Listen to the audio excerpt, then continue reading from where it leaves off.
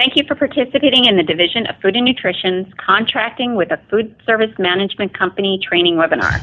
The purpose of this training is to ensure that school food authorities and food service management companies have a thorough understanding of the contracting process.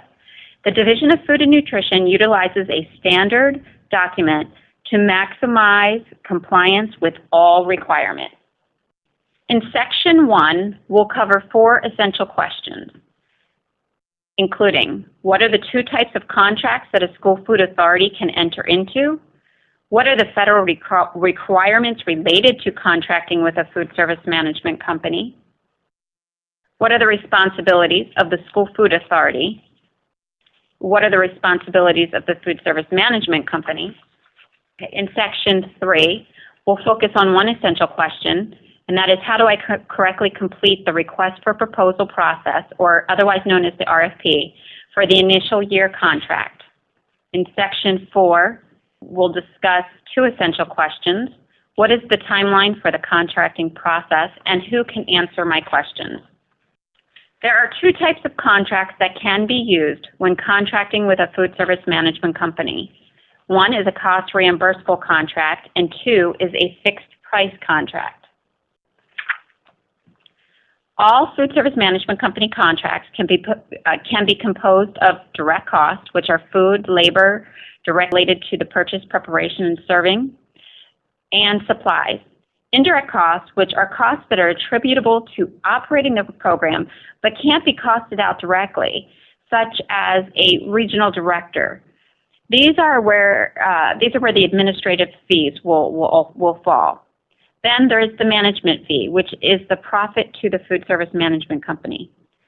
A cost reimbursable contract has a set administrative fee and management fees, but the direct cost will change each billing cycle depending on the actual cost of the food, labor, and supplies during that respective time frame. We will talk about the projected operating costs and budget summary later, but the administrative and management fees must be itemized on the budget summary. This includes providing the methodology and the terms and criteria for the calculation, because the terms can't change in renewal year contracts. In renewal years, the cost can only increase by the Consumer Price Index, which we publish in January.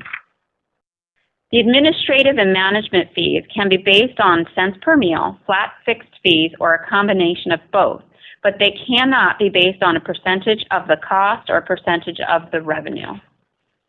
A fixed price contract is when you pay a fixed fee for each meal served. That fixed fee is inclusive of direct costs, indirect costs, and the administrative and management fees. The price cannot change throughout the year of the contract, even if food prices go up or go down. The administrative and management fee increases in renewal years are again limited to the Consumer Price Index increases, calculated per meal, not by total meals served.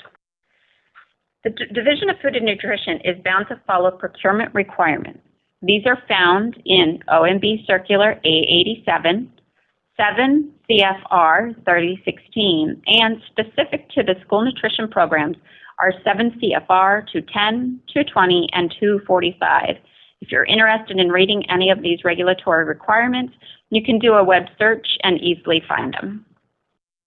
All school food authorities must have a nonprofit food service account. In order to pay a food service management company with funds from this account, the proper procurement procedures must be followed. The Division of Food and Nutrition final approval on the contract must be obtained before any food service account funds can be used. If the contract starts before PDE has provided final approval, all work prior to the date of the final approval must be paid for from funds from a separate account. The final approval date will be provided on the PAIRS fact sheet and the cover page of the contract. There are specific requirements related to USDA foods, formerly known as commodities. The food is considered received when it arrives at the school food authority or the food service management company's storage facilities. The monthly invoice must demonstrate that USDA foods are being used. This is to prevent the school food authority from being charged for food as a direct cost that is being received through the donation of USDA foods. The value of USDA foods is based on the USDA November commodity price list. The Food Service Management Company must retain records to show that USDA foods are being used and how they are being used.